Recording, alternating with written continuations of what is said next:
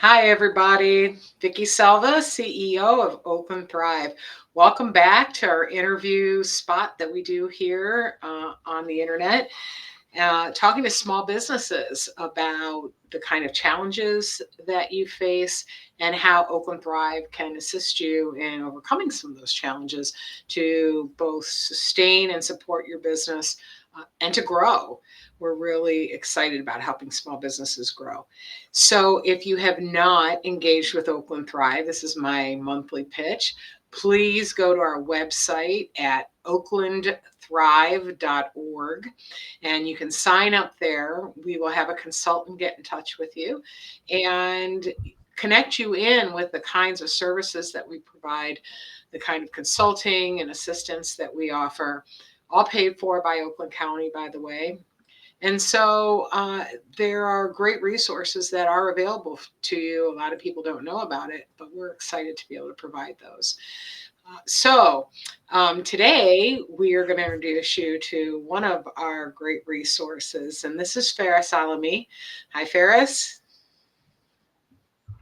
Hello, Vicki, and thank you so much for having me. Absolutely. Always love to work with you and engage with you. You're such a nice individual and so intelligent. And Faris is the CEO, the president, the owner of ISM, which is International Strategic Management.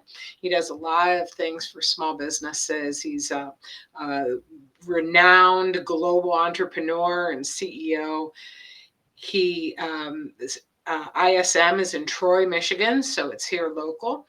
And Faris works with all kinds of companies and all kinds of organizations to provide business and strategic planning, the kinds of things that your business really needs to go in and get a loan, to grow, to access other resources. And so, Faris, thank you for coming. Faris is one of our business to business providers in our program. And so while he has his own business, you can access what he offers right through Oakland Thrive. So, hey, Faris, how's it going today? Excellent. Thank you so much, Vicki. And I just want to say right up front, thank you so much for such opportunities and the work that you and the team do in Oakland County through Oakland Thrive. It's really powerful, those hours that we spend with the local businesses and having the ability just for them to freely get access to not only me, but all the, I don't know, dozens of organizations that you have signed up to be part of your network. It's just so powerful. I'm always hearing from them after we're done, because I run into them somewhere and they're always so thankful, not only for my session but all the other sessions that they get through Oakland Thrive. So thank you for such a wonderful opportunity that you're able to provide for our local businesses here. It's our honor to be able to work with small businesses. I came from a family of small business owners. I've been a small business owner. It's not easy, and it's some business owners start with a dream and it sounds like a great idea, or they're really talented and have a great skill, but don't know how to run a business. And that's what takes you from a dream or a hobby to a thriving business. And so business planning is part of that. And we're going to talk about that in a second. But you're right. Since you prompted it, I'll share that other providers we have in our network are attorneys and accountants and tax experts and marketing. In fact, we just started a marketing cohort last night, and I think it goes 6 weeks with professional marketing team who are going to educate on a number of different aspects of marketing. And so we had 20 small businesses start off last night, and I know a few other people had asked if they could join in on the second session of the cohort. So it's really exciting to be able to do that. So we're going to do a cohort with you, Faris. You and your team are going to come in and work with some of our clients over the course of a certain length of time and teach them everything they need to know. So how many sessions are in that cohort, and kind of what's the layout of a cohort or of your program? Sure. Well, thank you for that. And congratulations on the other cohorts as well. Generally speaking, our business planning programs, we actually have a couple of different tracks, from business model canvas to resiliency to executive summary planning to capital readiness and everything else in between. But the focus this time with you, Vicky, and the team is really on the fast track Kaufman training, which basically we will do it usually in 10 weeks. Is how we run it, 20 sessions. So we run a 90-minute session on one of the days of the week. So we've done them back to back. We've done them 2 days in the week. We've done them in one day. Just we're going to work those details through the intake, that we will interview the people and then figure out what would be the best scenario for them. And basically they will join us one session via Zoom, and then the other session in person, where we actually facilitating a discussion based on the information that was shared on the first session. So 10 weeks, 20 sessions, and in between there will be some what is called open office hours, where they could come in with their questions or thoughts, and they could submit them beforehand or during the session. And that's how we're structured. So if I were just to walk in off the street and ask for that training, that's pretty comprehensive, intensive training. I imagine be fairly expensive. Yes, and we probably would not accept. Don't take it the wrong way. We probably won't accept you, because we should try to work with partner organizations just to make sure that we are qualifying the individuals. As you know, Vicky, writing a business plan, people think they could just write it in a day or two, or just get AI to write it for you. And we use those tools too, by the way. But to be a comprehensive approach and to leverage the knowledge of what we've been doing for the last 30 some years in business, that doesn't come at a you know low cost. Let's just say it comes with some price, because the goal would be is to shave some of those years of experiences that we have built through the learning, not only just with our training, but also our own journey, and then all the people that we've worked with, to be able to share that kind of insights of what to do, what not to do, how to think about your business. If you have the opportunity to plan it in a better way, this is why we have this strategic planning, business planning program. So therefore, you're not only learning from us, but also the team is so well equipped and so skilled to be able to get others to participate and share their own insights, and it becomes a safe environment for people to exchange information and ideas without feeling they're not equipped or they're not good enough, or whatever scenario they may be thinking. It just allows that environment to flourish. And that usually, the peer-to-peer learning, as well as the facilitated discussion, as well as the insights, as well as the tools, makes it a very rich experience for the individuals going through such a program. So we try to discourage people just from applying to us directly, and we try to just work with partners to make sure that we're not spending time trying to help them understand why is it so important, or why is this program could be helpful to them. Because if they don't understand that and they think they could just whip it out in a couple of minutes, or give someone $500 to write it, I usually don't want to participate in that. Not because I don't want to, it's just I don't want to mislead what will really take to think of about a business. Doesn't mean that you have to have a business to start a business. I mean, sorry, you don't need to have a business plan to start a business, but it's just helpful to have a business plan before you start a business. Well, I mean, we all know people who started a business either out of, like I said, that dream or out of necessity, Hmm. and don't have a business plan. And, some succeed. But to be able to, I know your program. And so to be able to really think through, um, what are my resources? What's my objective? What's my end goal? What do I have to do to get to those? Where are the resources that can help me get to those? Hmm. Those are things that you don't always think about, just, winging it. And Yep. so, right. And so that's where the business plan comes in. And then we know, because we do a lot of lender readiness Hmm. type training, and workshops, and we work with a lot of banks now to connect small businesses to potential lenders, and even grants. There aren't a lot of grants right now, but when there are, or when they're available, the first thing they ask for is a comprehensive business plan. Hmm. And the better business plan you have, the better chance you have at not only success, but of receiving some funding. So, you want to talk about that a little bit and why it's so important? Yeah, sure. So I always tell people, if you're starting a business on your own, you don't need a business plan because you could just take all the risk on your own. No one cares, right? Because it's your own money and it's your own Not time. your money. You do Yeah. whatever. Right. The minute you ask for money from someone else, they're all gonna care about, do you have a business plan? What do you got in writing? Because they're also not wanting to take as much risk as you are willing to take on yourself, but also if something happens, that there's a somewhat of a guideline for the people behind to continue the pathway.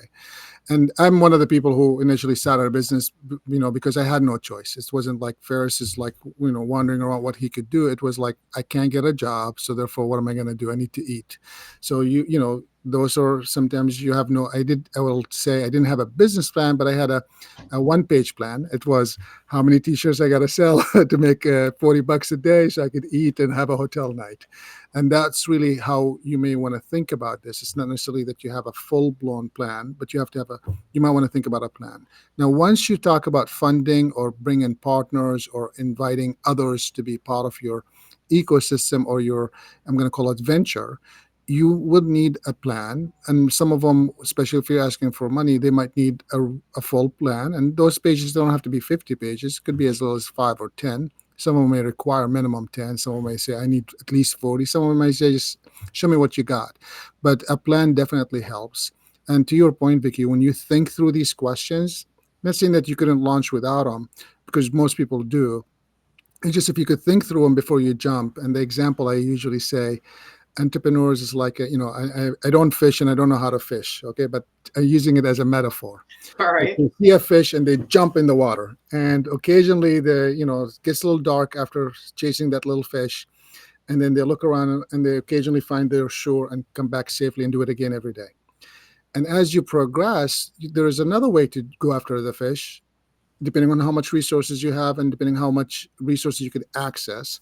You could maybe take a small boat or jump on someone else's boat and then maybe take a flashlight and a cell phone and a net, and your chance of catching that fish become a little bit bigger, and you coming back to safety to be able to do it again and again becomes much bigger. And that's what a business plan or a growth plan or a strategic plan or a funding plan could do for you. It's to say, all right, we can't think of everything because it's not possible, but let's think of the most common things that possibly could happen. And with the richness of the cohort itself, maybe some other examples from individuals of their own journey, all of a sudden now you're equipping yourself to have much better way to approach your business with this plan. And then the funders, if you're going after funding or if you're going after a partner or if you're going after, we've had people use their business plan to get line of credit. We've had others use their business plan to get just terms with their resources. So their wholesaler, rather than saying you got to pay on delivery, they might say, based on your plan, you could pay me in 90 days, not a problem. And that to me is a huge advantage versus you calling someone up and say, hey, can you help me out? Versus like, no, I have a plan. Are you willing to participate in it? Makes you in a different, puts you in a different position. Yeah. Working smarter, not just harder. Yeah. You know, today, this morning, I was at the Detroit policy conference, and it was interesting. It's obviously Southeast Michigan. It's not just Detroit, but there were a lot of entrepreneurs there and a lot of discussion about the innovation economy, and there was some talk. I got to sit in on a couple of seminars where they were talking about venture capitalism and how important venture capitalism is for entrepreneurs and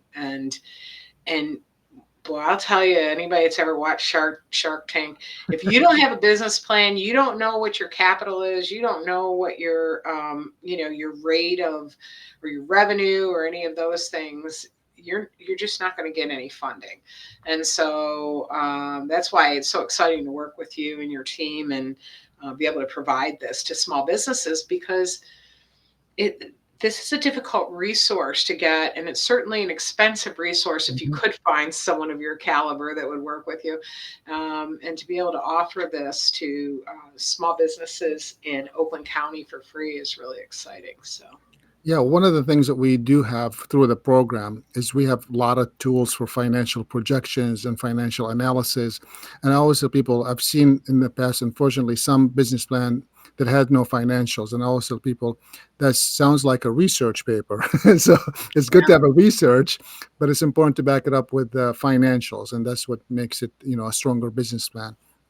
And our tools, the team has been doing this for a long time, as you can imagine. And I would say almost all, if not all, 90% of the team are people who have owned businesses in the past or ran businesses in their career.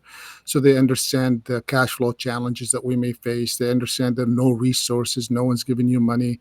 The one thing I usually tell people: the venture capital and the angels and the banks and anyone with money, they only give you money when you have money. When you need money, no one wants to give you money. Right. So, uh, having a plan can help you show at least that you have money, whether it's reality or not. At least you could Yeah. build space. But yeah, to your point, it helps a lot when you have a business plan or a strategic plan that you could use to benchmark. And then the tools that we have are very powerful. These are tools that people spend dozens of years evaluating, getting feedback from us, getting feedback from others who are doing business planning to make it the way it is. And I've seen people use it, beyond our programs. We'll come back and 10 months later and someone's like, oh, let me show you what I did with this. I realized my break even point is 100 items to be sold, and now I'm at 300. And that, is a really exciting to see that they're continuing to use it, because sure, you could hire us to write a business plan, and we've done that with others. But also, people learning it doesn't mean that you're good at it. It just means that you learned it, and then it will allow you then to have better questions to ask when you do hire someone to write it, if you choose that route, or if you have someone else writing it for within your team, you at least knowing what to look for, how to engage the conversations, and how to make it rich. So therefore, it is a better plan for you and for your team.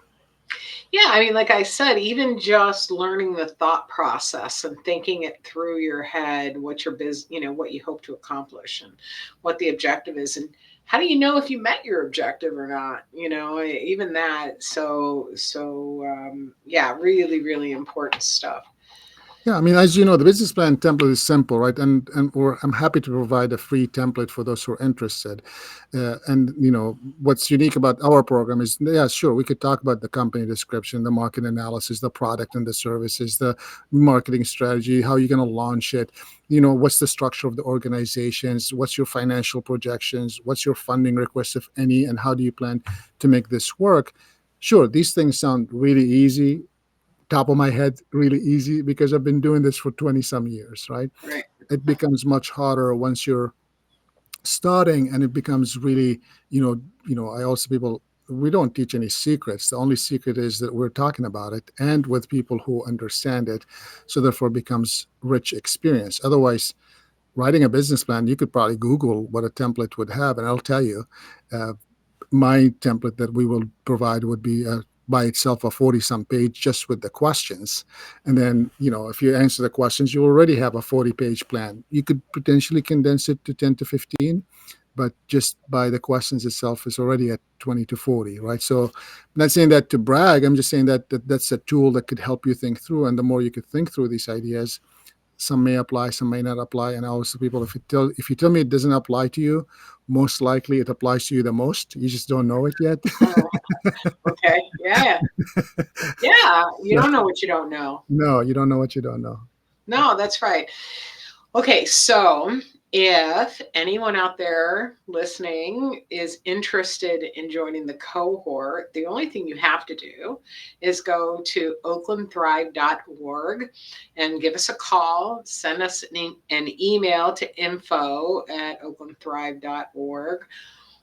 Or there's a form online, and you can real simple form, just fill that out, and like I said, one of our consultants will get back to you, have a conversation about your business, what you're looking to do, get you prepped up for Faris's cohort. Did we set a date on that yet? I think we're working through the dates yet. Well, it's not finalized, but yeah, it's Spring coming. sometime Yeah. in the next couple months. But in the meantime, I've asked Faris to provide, something to work with. And so you've just you've just referred to the template, and you said you would provide that to anybody that's listening that's interested. Just come to oaklandthrive.org and ask for the template for the business plan, and we can get that to you, and you can, kind of muck through it yourself. And if you're brilliant, you can probably figure it out, or you can sign up for the cohort and come for the cohort and kind of walk through it. And any investment in time that you make in your business is really an investment in yourself and in your future. So, it's important time that you put in. So, what Vicky, else, Paris? the Yeah. only thing I was going to say, the ones who are brilliant usually will call us and say, I need help. So I'll tell you that much. Most of the ones that we worked with were exceptionally smart people in their business, have done it for a long time. And as they start looking at what it is that we're asking, they know it's really simple. And they're like, I know this is a really stupid question. I don't know how to answer it, or I answered it and it makes no sense to me when I read it out. And like, so the more you know, the more you realize an outside help, like a professional help, makes a difference. That's all. Listen, I give fabulous advice to everybody, but sometimes I need some some guidance of my own. You can't see the forest for the trees sometimes, so I get what you're saying, of course. Yeah, that's it. I mean, we're in the same boat. Most people, if we're doing a project for you, it doesn't mean that we're perfect at it. Sure, it might look like it, but just know that we all go through this journey together, and Yeah. it's never ending. If you think you got it, that's when you realize it's over, because no one gets it, and it continues to change. As you know, as the market is evolving, the policies changing, the country's changing, the people who are buying changing. So you got to always be on top of your game in a way as you learn or see things, to make sure that you're modifying and adapting to the changes that may be happening around you. Yeah, yeah, you have to be flexible in your business. We know that even at Oakland Thrive. Um, you know, you have to be responsive to your customer or to your client, whatever your business is, and so a business plan can certainly help you do that. Yeah. One of the things you mentioned, Vicky, earlier, I'm not sure if we were on air or before, some of the previous conversations, but you talked about, what a business could take. And one of the things I thought of when you were talking about that is a book called The E-Myth Revisited. And one of the things I like about in that book, that talk about a couple of things. One is most entrepreneurs start because of their technical background, meaning that they're good at something. Maybe they're good at accounting, maybe they're a good lawyer, maybe they're a good plumber, maybe they're good cooks or whatever it is that they're good at. And then as they grow, they see an opportunity, which is I call the entrepreneurship bug, and they go after that dream that they may have, whether they had to or they wanted to. And then occasionally they may need to go to be the manager of that business. This is the person who's thinking, how many hours do we need? Did we get that supplies? Did we pay those bills? And what I've learned through this process, that these three, I'm going to call it individuals or spirits or experiences, a lot of times you'll try to have all of them at one place. And what I've learned is it's much better and easier if you have the three roles playing by themselves. So as you are really good at your technical, decide, do I want to be the technical person, or do I want to be the entrepreneur slash looking for those opportunities slash sales slash manager, whatever you want to call it, or the manager of the business. Each one of those roles is important and key.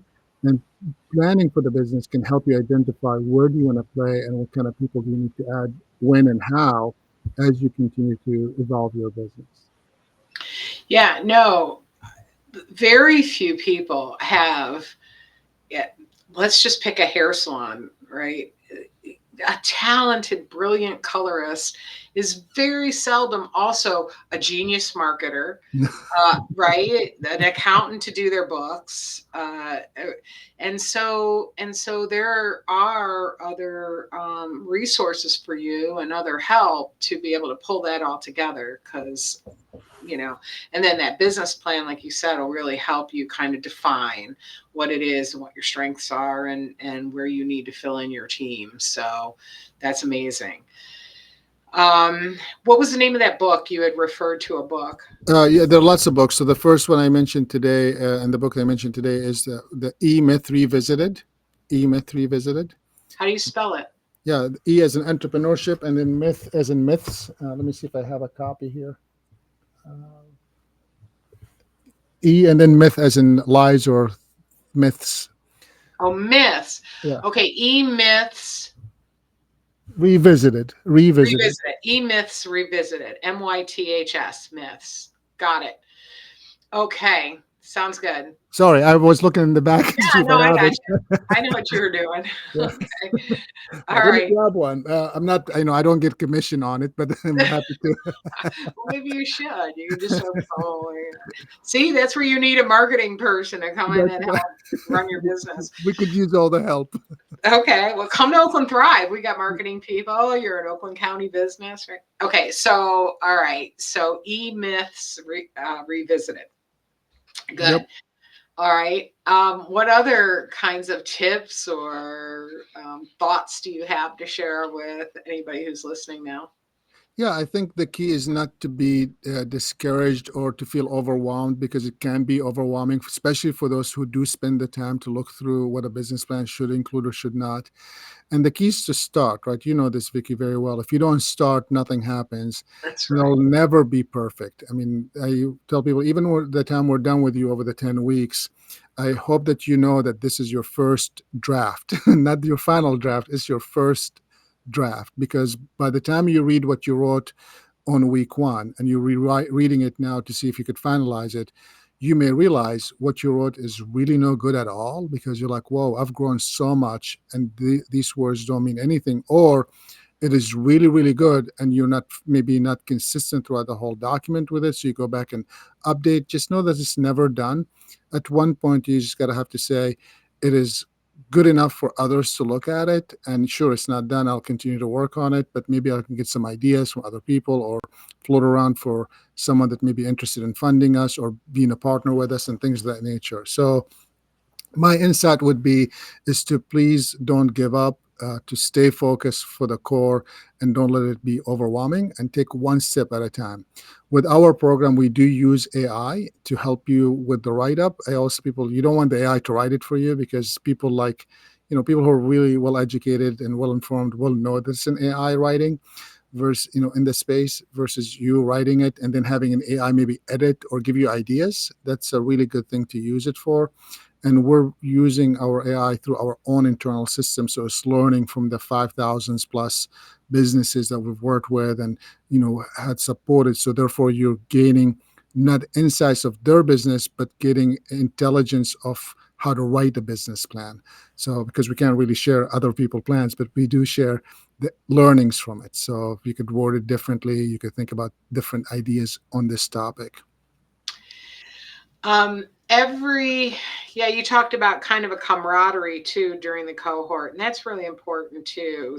That you're not alone just because you own your own small business.